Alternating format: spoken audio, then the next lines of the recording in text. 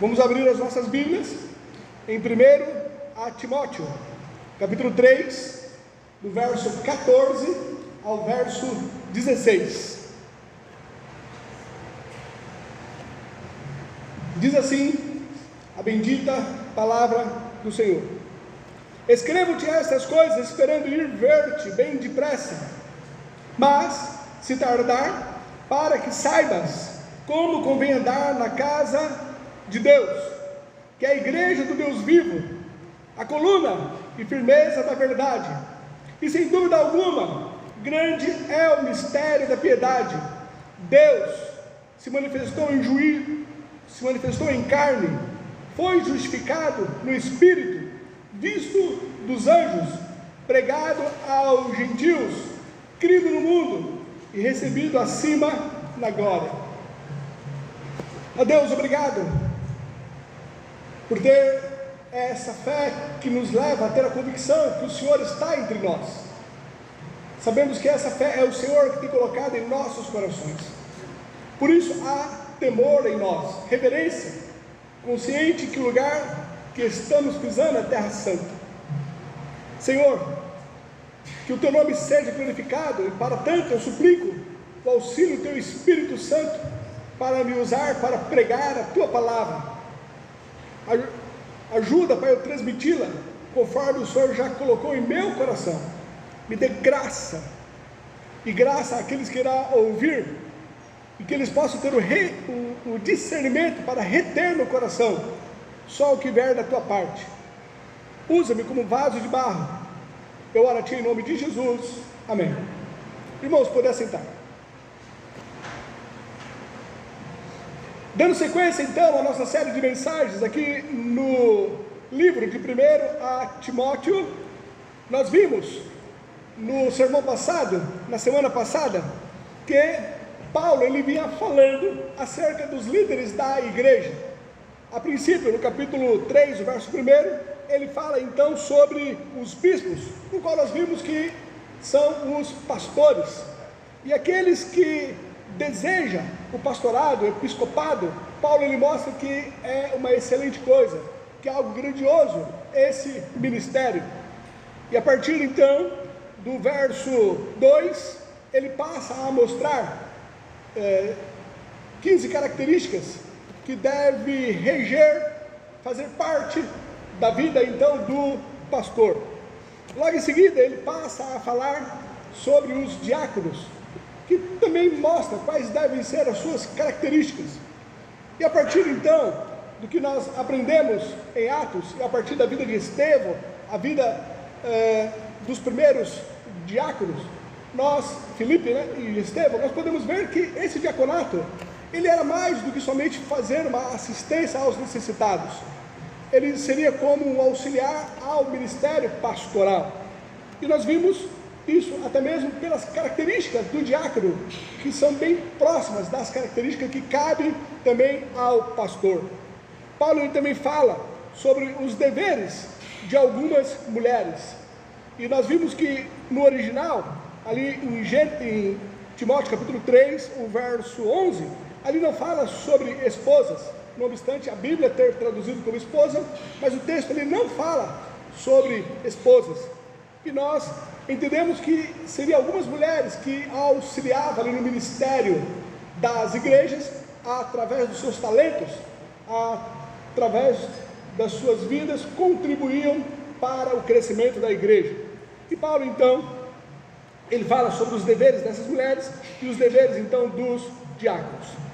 A partir aqui do verso 14, Paulo, ele trabalha agora não em questão da liderança, mas ele passa a falar para toda a igreja.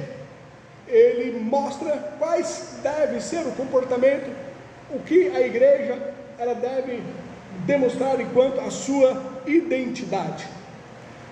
Irmãos, esse texto é muito relevante, é muito importante, e é interessante que nós prestemos atenção em relação ao que Paulo ele passa a exortar aqui Timóteo, no qual nós devemos ser a identidade da igreja.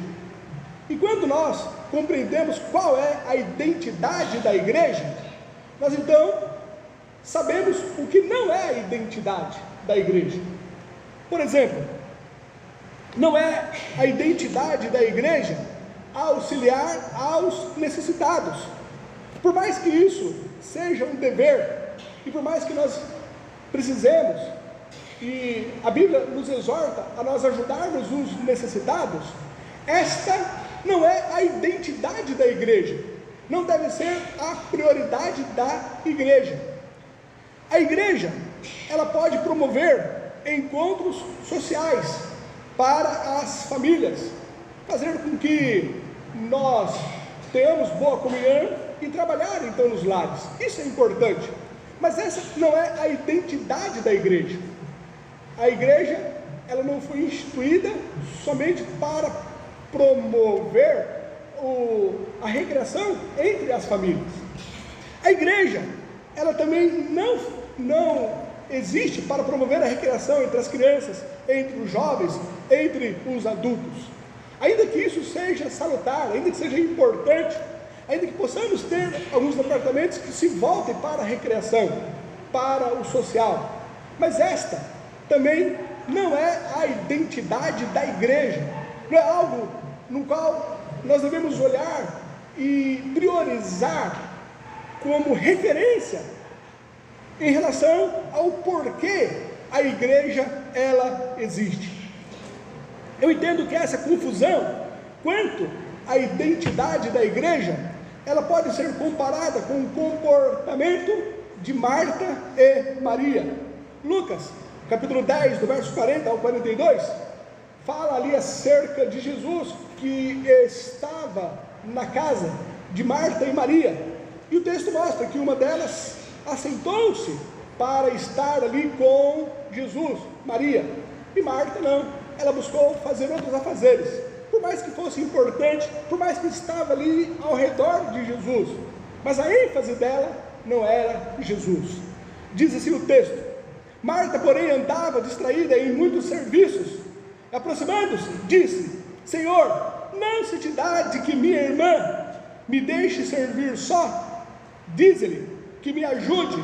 E respondendo Jesus, disse-lhe: Marta, Marta, estás ansiosa e afadigada com muitas coisas, mas uma só é necessária. E Maria escolheu a boa parte, a qual não lhe será tirada. Diante desse texto que nós lemos aqui, nós vamos buscar entender qual é a identidade da igreja. Vejamos então a partir do verso 14. Diz assim: Escrevo-te essas coisas, esperando ir ver-te bem depressa. Paulo, ele estava em suas viagens missionárias, mas ele havia implantado a igreja de Éfeso, e ao sair, ele deixou ali Timóteo, para que estivesse ali pastoreando, mas ele intentou voltar, e ele desejou voltar, e ele diz aqui no verso 14, como também no capítulo 4, verso 13, sobre o seu interesse de estar ali com Timóteo e poder auxiliar. Capítulo 4, verso 13, ele diz: persiste em ler, exortar e ensinar, até que eu vá. Ele ansiava, ele buscava, ele queria estar ali com Timóteo, assim como ele falou aqui no capítulo 3, no verso 4: eu estou te escrevendo essas coisas, mas meu desejo, eu esperando ir ver-te bem depressa. Ele ansiava estar ali com Timóteo. O verso 15: mas se tardar, para que saibas como convém andar na casa de Deus, que é a igreja do Deus vivo, a coluna e firmeza da verdade. Irmãos, é interessante nós percebermos que o modo pelo qual Deus, um dos modos pelo qual Deus, ele fez com que o Novo Testamento ele fosse escrito, foi esse que ele usou aqui a Paulo para poder escrever a Timóteo. Havia o desejo de Paulo ir estar com Timóteo, mas ele demorou, ele não pôde ir ali de imediato. Então nesse meio tempo, o Espírito Santo inspirou a Paulo para que ele escrevesse essa carta a Timóteo. Carta essa que, pela providência de Deus, fora um instrumento para abençoar ali a liderança de Timóteo enquanto pastor e toda a igreja ali de Éfeso, e fora preservada até os nossos dias. Esse então foi um dos meios utilizados por Deus para fazer com que o Novo Testamento ele fosse escrito. Nós vemos também isso ocorreu ali para a carta de Corinto. 1 Coríntios capítulo 11, o verso 34 diz: mas se algum tiver fome, coma em casa, para que não vos ajunteis para condenação. Quanto às demais coisas, ordená-las-ei quando eu for. Ou seja, ele deu também instrução à igreja de Corinto e de outras que ele poderia dar, mas quando ele estivesse lá. Mas nesse meio tempo, ele escreveu a carta também para a igreja de Corinto, instruindo acerca da ceia. E essa instrução que estruturou a igreja de Corinto foi preservada para nós. 2 Coríntios capítulo 13, o verso 10. Portanto, escrevo essas coisas estando ausente, para que, estando presente, ele desejava estar presente, mas por algum motivo não pôde estar, aprove a Deus, fazendo com que ele escrevesse também a sua segunda carta a Coríntios, fazendo com que ela pudesse também ser preservada como instrução para a igreja e para outras igrejas de todos os séculos. Estando presente, não use de rigor, segundo o poder que o Senhor me deu para edificação e não para destruição. Então, o 1 Timóteo capítulo 3, o verso 14 diz: escrevo-te estas coisas. O verso 15: mas se tardar, visto que eu vou tardar, que isso sirva de instrução para Timóteo, e o modo pelo qual Deus usou para que o Novo Testamento pudesse também ser usado, um dos métodos usados por Deus para que as Escrituras Sagradas fossem escritas. Ele continua então no capítulo 3, o verso 15: mas se tardar, para que saibais como convém andar na casa de Deus, que é a igreja do Deus vivo, coluna e firmeza da verdade. Paulo ele emprega aqui 3 expressões para descrever a igreja, e cada uma das quais ilustra um aspecto diferente da mesma igreja. Paulo ele chama aqui a igreja como a casa, né? O verso 15: para que saibais como andar na casa de Deus, que poderia ser traduzido também como família. Ele também chama a igreja como a igreja do Deus vivo, a igreja do Deus vivo, e também a chama de a coluna e firmeza da verdade. Quando Paulo ele se refere aqui à igreja como a casa de Deus, nós vemos que ele usou a mesma palavra no original em 3 versos anteriores. E todas as vezes que ele usou essa palavra nos versos anteriores, nesse mesmo capítulo, ela estava se referindo à igreja, aliás, à família. Ele foi traduzido como casa, mas era uma referência à família. E eu vejo que é nesse sentido que também ele está empregando aqui. Vejamos, ele usou essa mesma palavra aqui no verso 15, que foi traduzido como casa, ele usou no verso 4. Ele diz que governe bem a sua própria casa. Aqui o sentido é que governe bem a sua própria família, tendo seus filhos em sujeição, com toda a modéstia. O verso 5: porque se alguém não sabe governar a sua própria casa, o sentido aqui, que alguém não sabe governar a sua própria família, terá cuidado da igreja de Deus?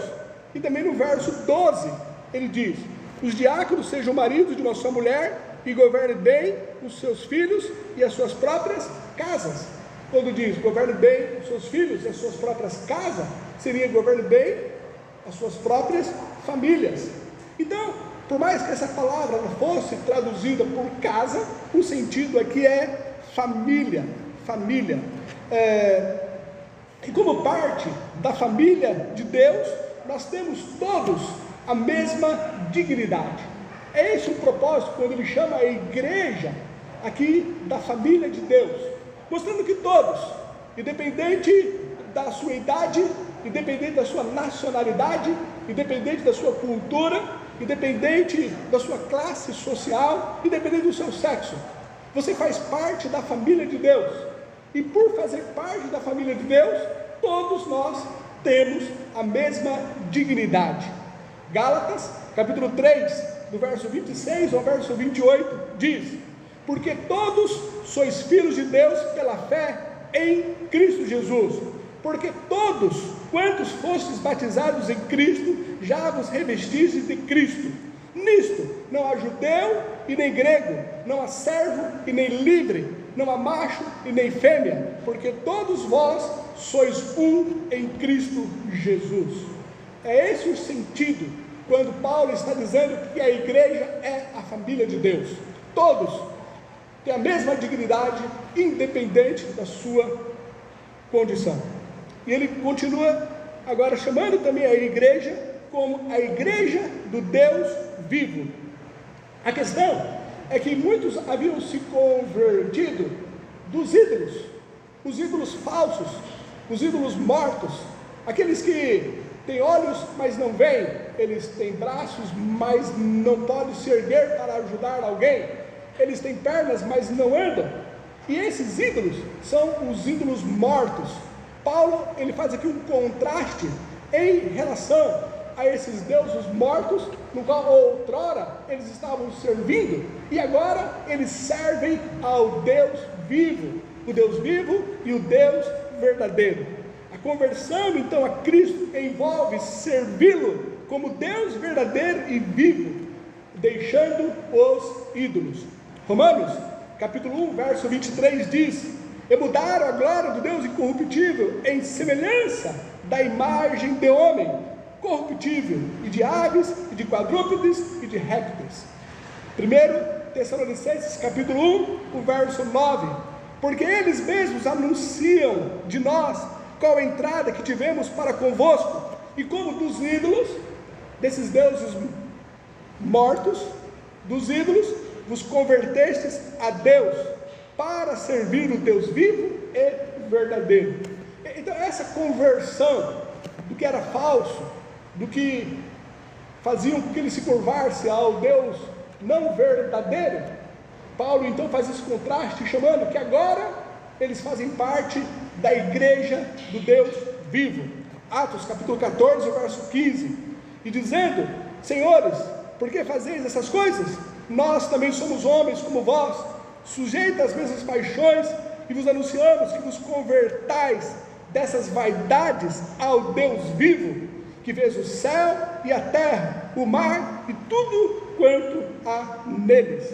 A igreja então, ela é chamada de família de Deus, todos têm a mesma dignidade, chamada também a igreja do Deus vivo, porque nos convertemos dos ídolos ao Deus vivo. Mas Paulo também chama a igreja como a coluna e a firmeza da verdade. Coluna aqui vem a ser o pilar, o sentido é proclamar e expor toda esta verdade. Quando Paulo fala que a igreja, ela é a firmeza, ele está mostrando que ela é o fundamento, a base firme. A igreja é responsável por manter firme a verdade contra todas as heresias e as incredulidades. A igreja, ela é a coluna e firmeza da verdade, no sentido que somente a igreja, e tão somente a igreja, em relação a qualquer outra instituição religiosa, qualquer outra instituição que fale em nome de Deus, somente a igreja, ela tem a verdade. Somente a igreja, ela é a coluna, o pilar da verdade. E caso alguém queira saber e conhecer a verdade, somente a igreja do Senhor Jesus Cristo, ela proclama esta verdade. Nós somos os guardiões da verdade. E nós, tão somente nós, a igreja do Senhor Jesus Cristo, ela proclama esta verdade. É isso que Paulo ele está dizendo quando ele afirma que a igreja ela é a coluna e a firmeza da verdade. Mas cabe aqui uma pergunta: se a igreja ela é a guardiã da verdade, a única que proclama esta verdade, qual é a verdade? Qual é essa verdade que a igreja ela é guardiã e que a igreja ela deve proclamar? O verso 16, então, Paulo ele mostra qual é esta verdade que a igreja retém, então somente ela, e no qual ela deve proclamar. O verso 16 ele começa dizendo: e sem dúvida alguma, grande é o mistério da piedade.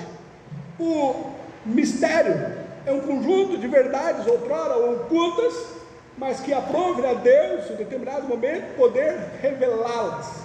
E quando ele diz aqui, mistério da piedade, o sentido aqui é estimular a nossa adoração, a nossa humildade e a nossa reverência diante de Deus.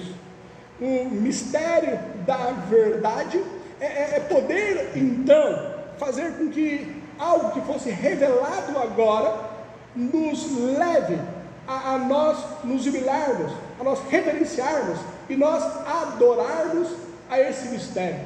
E o mistério no qual foi revelado, essa verdade no qual foi revelado, ele é Jesus Cristo. Olha o que diz Tito, capítulo 1, o verso 1. Paulo, servo de Deus e apóstolo de Jesus Cristo, segundo a fé de todos os eleitos de Deus, e o conhecimento da verdade, que é segundo a piedade. Então, essa verdade que nos leva à adoração, nos leva a nós anunciarmos a Cristo. Cristo, ele é a verdade. Colossenses, capítulo 1, verso 26 e verso 27. Esse mistério da piedade, ele é a revelação de Cristo. É Cristo no qual nós o adoramos, o reverenciamos e nós nos humilhamos diante dele. Ele é o mistério que for oculto e agora fora revelado, e no qual nós somos levados a adorá-lo, a glorificá-lo. Colossenses 1, verso 26 e verso 27.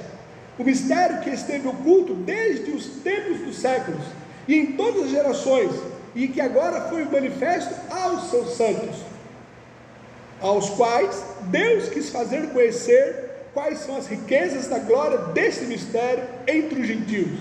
E esse mistério é Cristo em vós, a esperança da glória.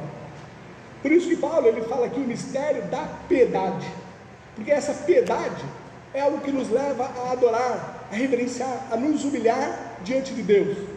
E o que nos leva a adorar esse mistério é Cristo.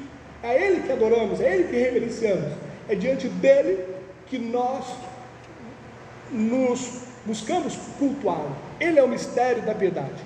E Paulo então ele fala no verso 16: e sem dúvida alguma, grande é o mistério da piedade. Esse mistério da piedade é Cristo. O verso 16: Deus se manifestou em carne. Se refere aqui à encarnação do Senhor Jesus Cristo, no qual ele se fez carne e habitou entre nós, no qual mostra que o Deus que nos ama, ele se fez homem, ele palmilhou essa terra, ele tabernaculou entre nós, ele viveu entre nós. Mostra que o Deus eterno, o Deus grandioso, o Deus que criou os céus e a terra, ele se manifestou em carne. João, capítulo 1, verso 14 diz: e o verbo se fez carne e habitou entre nós, e vimos a sua glória, como a glória do unigênito Pai, cheio de graça e de verdade. O verbo, a palavra, ela se fez carne e habitou entre nós, e tabernaculou entre nós, e esteve entre nós, e palmilhou essa terra. Atos, capítulo 20, o verso 28 diz: olhai, pois, por vós e por todo o rebanho que o Espírito Santo vos constituiu bispos para apacentar a igreja de Deus. Paulo, então, ele chama ali aos líderes da igreja e exorta para que eles deveriam estar apacentando a igreja. Aí ele fala, vos constituiu bispo para apacentares a igreja de Deus. A igreja de Deus, que ele resgatou com o seu próprio sangue. Atos capítulo 20, verso 28, fala que Deus, ele resgatou a igreja, ele comprou a igreja com o seu próprio sangue, mostrando então que Deus, ele se manifestou em carne, Deus, ele se fez homem. O Deus do qual nós o adoramos, ele é 100% homem, assim como ele é 100% Deus.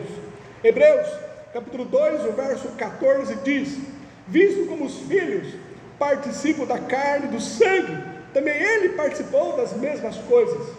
Visto como os que são filhos de Deus, eles são humanos, eles têm carne e sangue, eles participam da carne e do sangue, também Jesus, ele também se fez homem, ele também participou das mesmas coisas, ou seja, ele também assumiu uma condição humana de ter carne e sangue, para que, através da sua morte enquanto homem, aniquilasse o que tinha o império da morte, isto é, o diabo.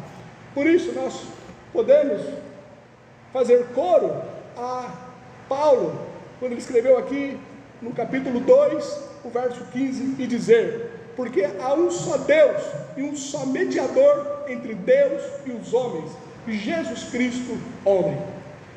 O que é que a igreja ela deve proclamar? A igreja ela deve proclamar que Deus, ele se manifestou em carne, que Jesus Cristo, ele se fez homem e habitou entre nós.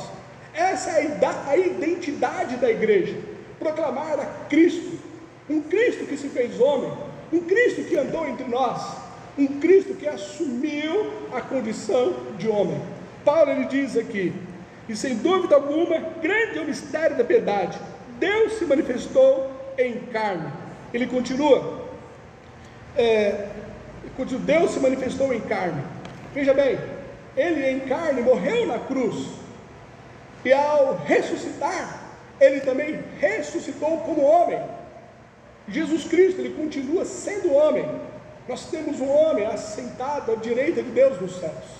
Jesus Cristo, ele continua sendo 100% homem, porque ele ressuscitou tendo carne e tendo ossos.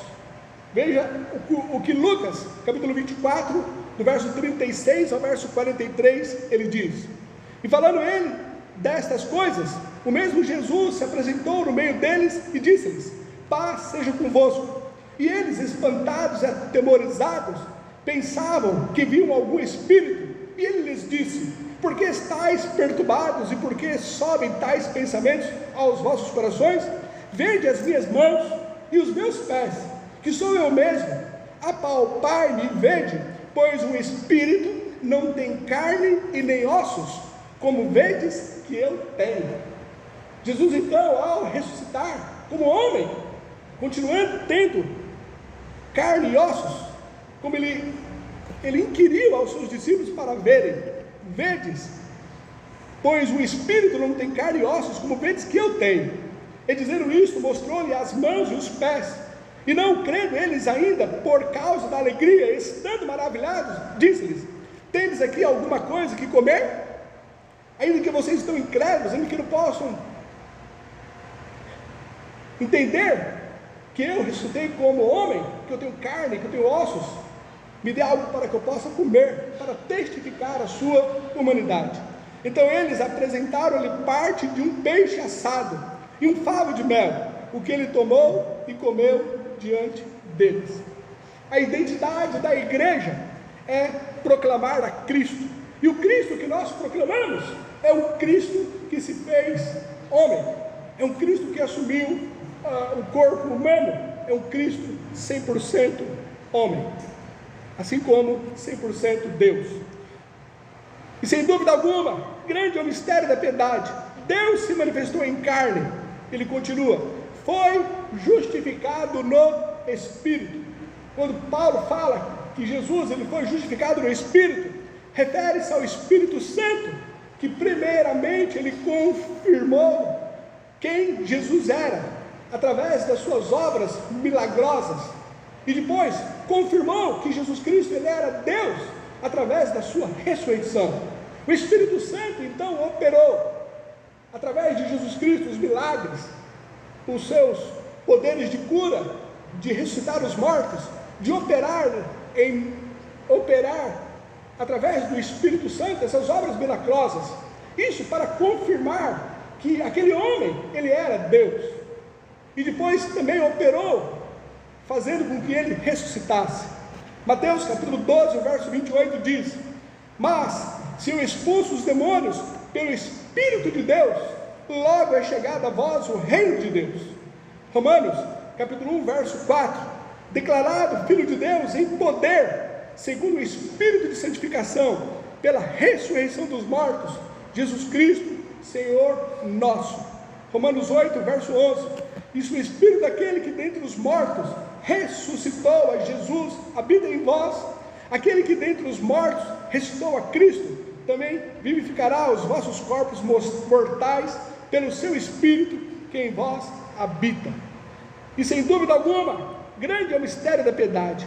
Deus se manifestou em carne, e ele foi então justificado no Espírito. O Espírito, ele confirmou quem era Jesus Cristo, através do poder operado por Jesus Cristo, e também através da ressurreição de Jesus Cristo.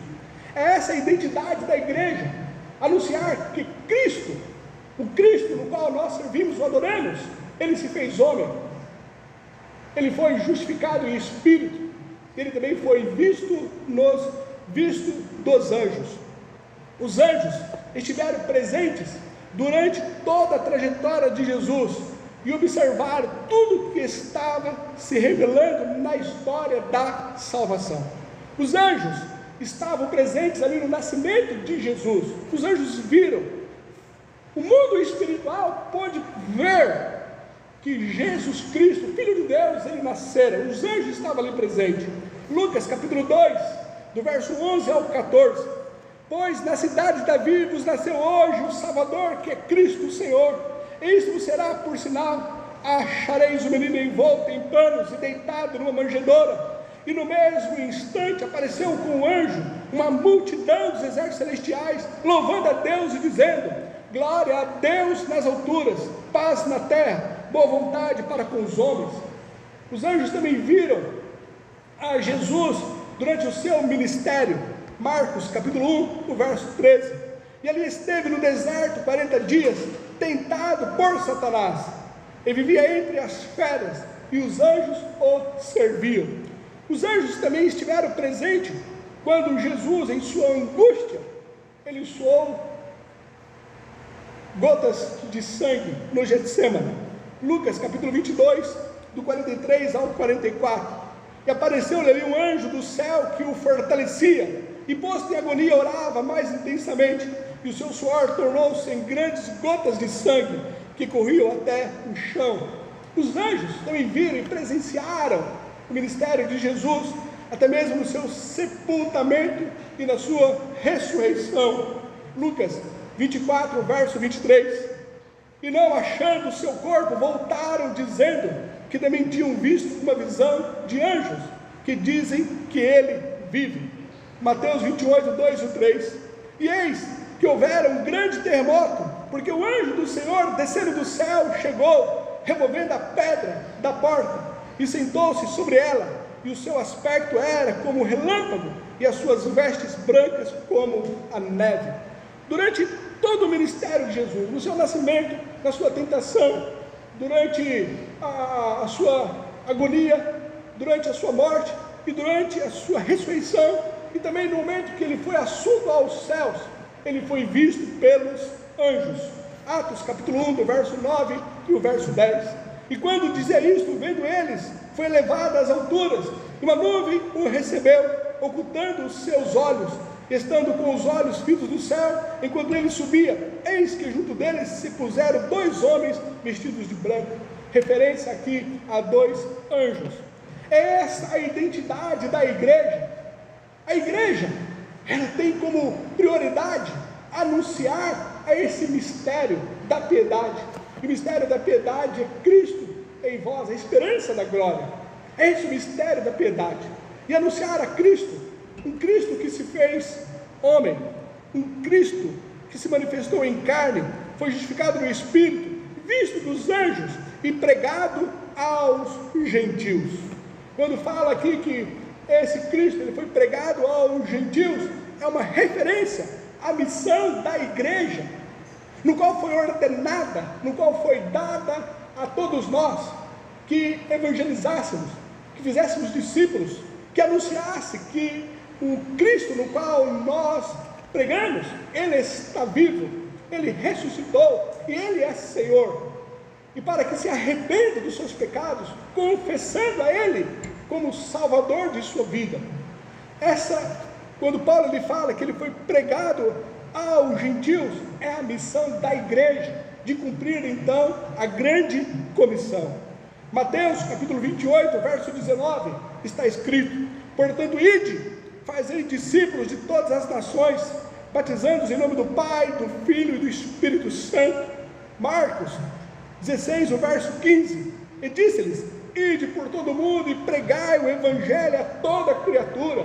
É essa a identidade da igreja, é esse o motivo pelo qual a igreja fora criada, de anunciar a Jesus Cristo, de fazer com que todos reconheçam que o Deus no qual nós anunciamos, Ele é o Deus vivo e é o verdadeiro Deus.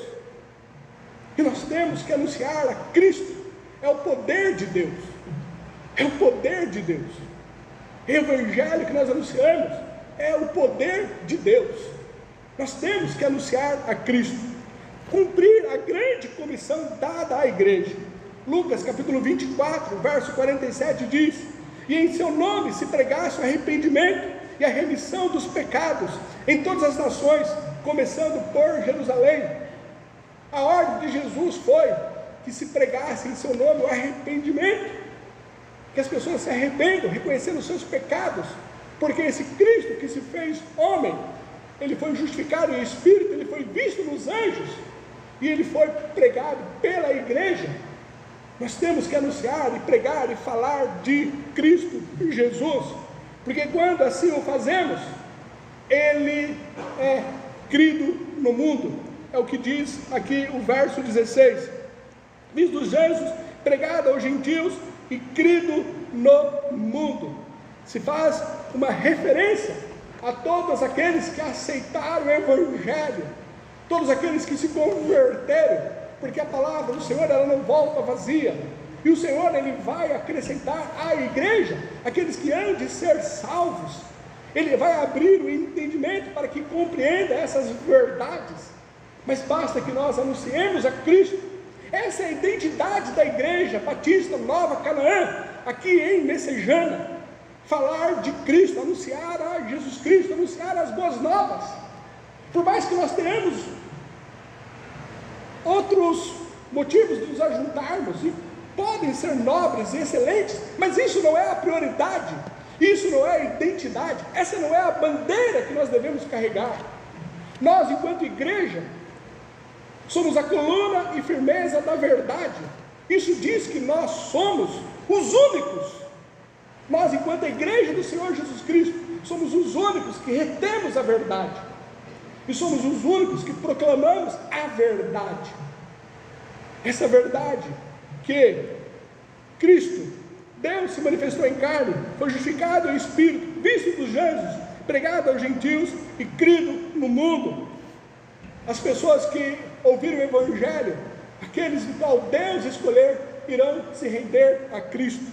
Apocalipse capítulo 7, o verso 9 diz: depois dessas coisas olhei, e eis aqui uma multidão, a qual ninguém podia contar, de todas as nações e tribos e povos e línguas, que estavam diante do trono, e perante o Cordeiro, trajando vestes brancas e com palmas nas suas mãos. Esses que creram, estavam no mundo, mas creram, que se converteram. Nós estaremos lá, fazemos parte dessa grande multidão. E por fim, Ele foi recebido acima na glória. exaltado acima da glória. Por mais que ele, por um momento de tempo, se humilhou, se fazendo homem, mas através da cruz, Deus o exaltou. E essa é a posição em que Cristo ele se encontra agora, recebido acima da glória. É a posição exaltado que Cristo ele se encontra, a posição no qual ele está. Efésios capítulo 1, verso 20 ao 23, que manifestou em Cristo, ressuscitando dentre os mortos e pondo à sua direita nos céus, acima de todo o principado e poder e potestade e domínio e de todo nome que se nomeia, não só nesse século, mas também no vindouro. E sujeitou todas as coisas a seus pés, e sobre todas as coisas o constituiu como cabeça da igreja, que é o seu corpo, a plenitude daquele que cumpre tudo em todos.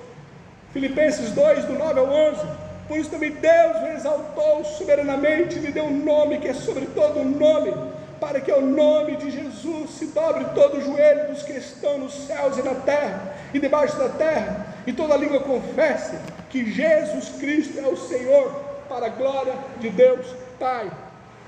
Essa é a identidade da igreja, esse é o motivo pelo qual nós existimos. Pregar a Cristo. O Espírito Santo, ele foi nos dado com um propósito. Jesus, ele diz, ele me glorificará. Essa é a função do Espírito Santo, glorificar a Cristo através da igreja. Nós temos que entender que essa é a nossa função, pregarmos a Cristo, anunciarmos a Jesus Cristo. Esse é o motivo que nós temos essa dignidade de fazermos parte da família de Deus. Esse é o motivo pelo qual nós nos convertemos ao Deus vivo. Esse é o motivo pelo qual nós, enquanto igreja, somos a coluna e firmeza da verdade. Nós, tão somente nós, enquanto instituição religiosa, somente a igreja do Senhor Jesus Cristo retém a verdade. E somente a igreja do Senhor Jesus Cristo proclama a verdade. E a verdade é, Deus se manifestou em carne, foi justificado no Espírito, crido dos anjos, pregado aos gentios, crido no mundo e recebido acima na glória. O que nós temos aqui é Paulo exortando a Timóteo, mostrando a ele a identidade da igreja e o propósito pelo qual a igreja existe. É ser guardiã e proclamadora da verdade. O verso 15, casa de Deus, que é a igreja do Deus vivo, a coluna e firmeza da verdade. E a verdade que a igreja é guardiã e proclama é Cristo. 1 Coríntios 1, verso 22 e o verso 24. Porque os judeus pedem sinal e os gregos buscam sabedoria, mas nós, Igreja Batista em Messejana, que é a coluna e firmeza da verdade, nós pregamos a Cristo crucificado, que é escândalo para os judeus e loucura para os gregos, mas para os que são chamados, tanto judeus como gregos, lhe pregamos a Cristo, poder de Deus e sabedoria de Deus. Que o Senhor nos ajude. Pai, bendito é o teu santo nome, engrandecido é o nome do Senhor. Pai, em nome do Senhor Jesus Cristo, levante aqui dessa igreja homens e mulheres ousados para anunciar a Cristo, para proclamar ao Senhor Jesus Cristo, que nós assumamos a identidade de falar de Jesus Cristo, de responder à tua ordenança, de fazer discípulos, de fazer com que as pessoas conheçam ao teu Filho. Pai, em nome do Senhor Jesus Cristo, que nós venhamos, ó Pai, cumprir o teu propósito. Auxilia-nos, ó Pai, pelo teu Espírito Santo. Auxilia-nos, ó Pai, de forma tal que nós não nos desviemos do nosso alvo, do nosso objetivo, e estejamos aqui para anunciar a Cristo. Eu oro a Ti em nome de Jesus. Amém.